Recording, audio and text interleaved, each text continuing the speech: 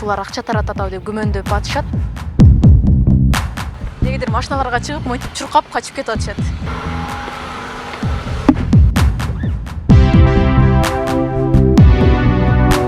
Макаренко жактан 2000 алдым дейт.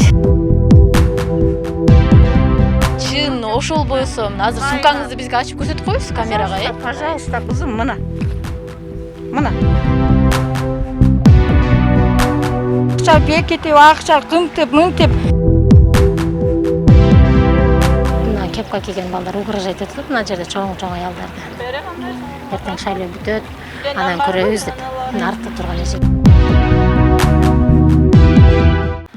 Ушу шайлоо тилкесин айланчыктап, атайын столдорду коюп алып, сумкаларды көтөрүп алып жүргөн аялдардын тобу көрдүк. Бул жерге келген башка бир партиянын өкүлдөрү ушулар акча таратат деп күмөндөп атышат. Топтолгон жоон топ кечке ушул эртеменден баштап шайлоо участкасын тегеректеп жүрүптүр. Биз азыр барып, алардан чын төгүнүн сурап көрөбүз.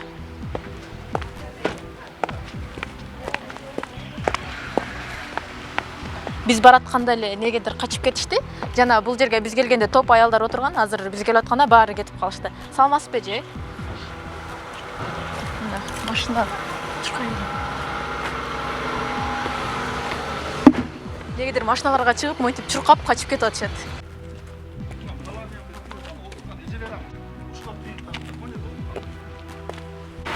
Şeceler tarafta.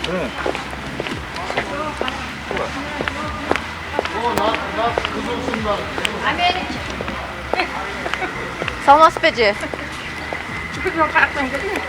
Сиздерге ким столдорду коюп, чайларды алып келип шарт түзүп берди да, атайын шайлоо? Өзүм эле алып келдим булардын баарын. Мен кичине бир өзүмө караштуу адамдар бар да, ошолорду күтүп отурганча 60тан ашып калган аялбыз. Адамдар мурункудай мындай оптом келген адам жок. Бирин деп гана келип атышат. Өзүңүзгө караштуу адамдар келсе, аларды эмне кыласыз? Шайлоого киргизип атам. Себеби мен агитатормун. Агитатор болуш деп атам. Эмне деп киргизип атасыз аларды? Жок, алар биздин тизмеде да. Тизмеде болгондон кийин бизди көргөндөн кийин биз отметка кылабыз. Келди деп. Аларга эмне деп неме бересиздер? Аларга эми олар өздөрүнүн каалаган адамды шайлап чыга берет. Кайсы партиянын агитаторсуз ошондо? Мен ата журткум.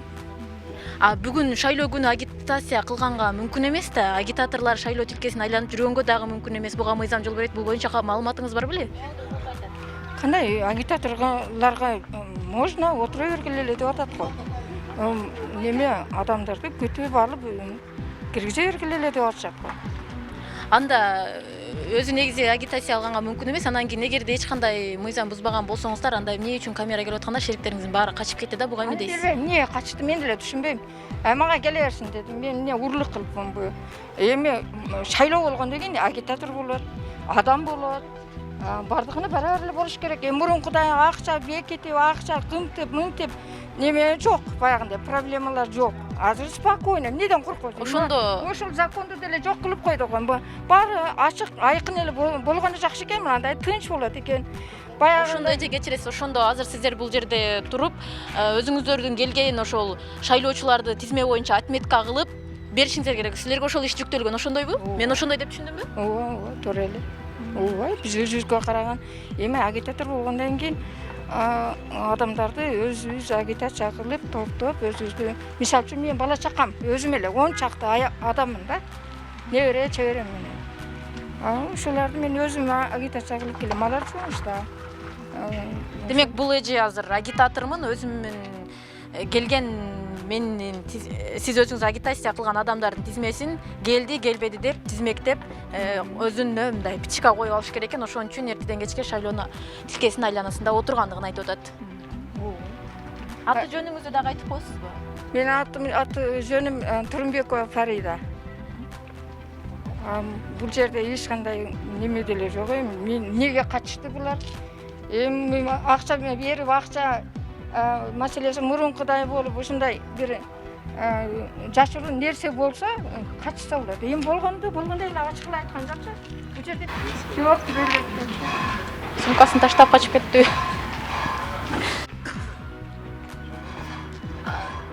Чынында сумка көтөргөн аялдар жүргөн.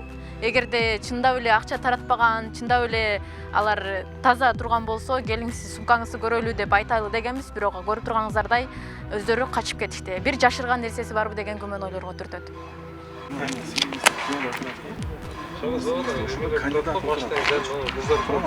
Тур таратты, ушулардын машинасы.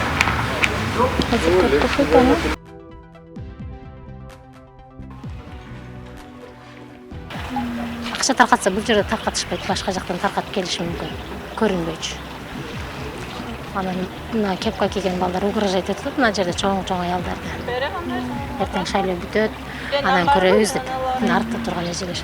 Ошо эжелерге болуш кичине булардын айтыша кетти. Чоң эле аялдар эмне коркутасың, отургусу келсе отура берсин. Отургусу келип туруп отура берсин деп. Укугу алардын өзүнүн. Бай калыптыр. Макаренко жактан 2000 алдым дейт. Ошентип сүйлөшүп атканыңарда запись кылып алсаңыздар болбойбу? Запись кылган эч ким жок болду дейт да. Запись кылган эч ким ошо мен үлгүрбөй калдым да, машинасын кутуп алышты да, биринчи машинада беришти. Видео тартып алдым. Бүгүн майрам. Биз акча-пакча жөнүндө биз албай эле турабыз.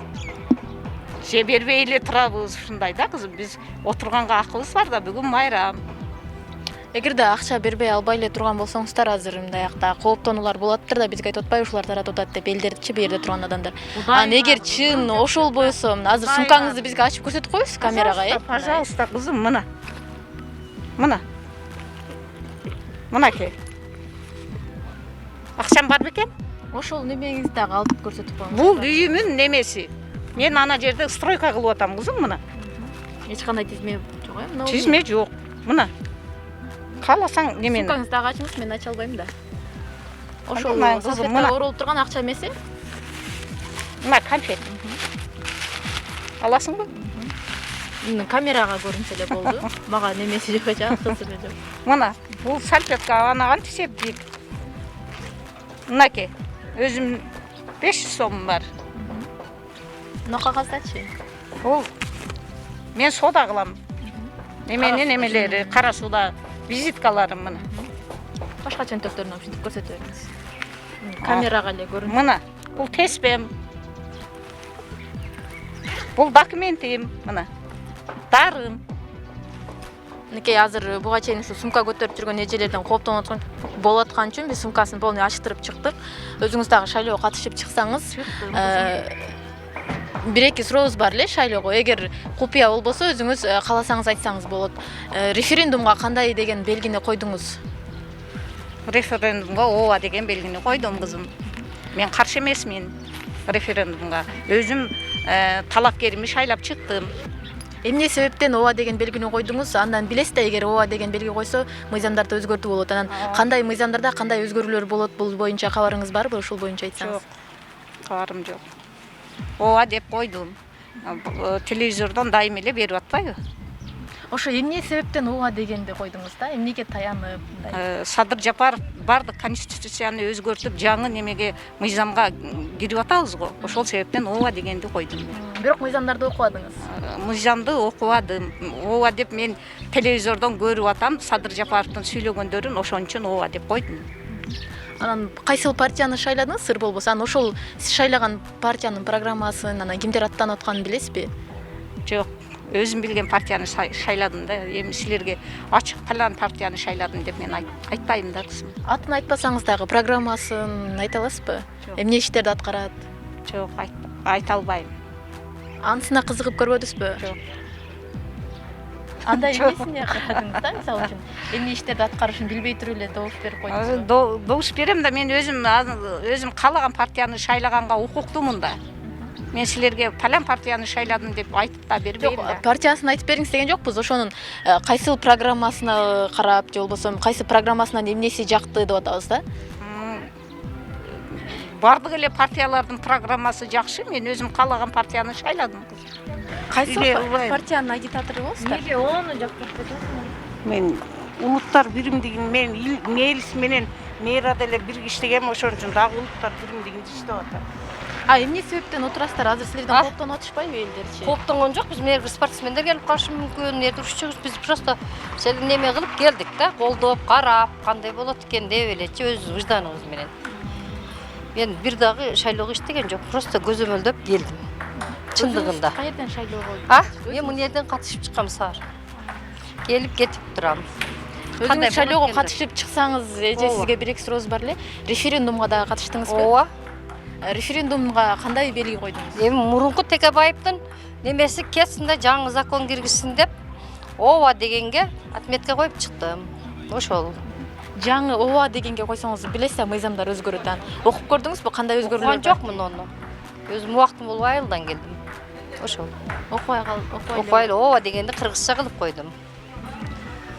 Анан Каршылык. Демек окубай эле ооба деген. Ооба. Анан кечиресиз, ошол өзүңүз добуш берген партиянын атын айтыңыз деп атпайбыз, алар купуя, бирок ошол добуш берген партияңыздын программасын билесизби? Эмне иштеп атканын? Ооба. Мен аны айтпайм.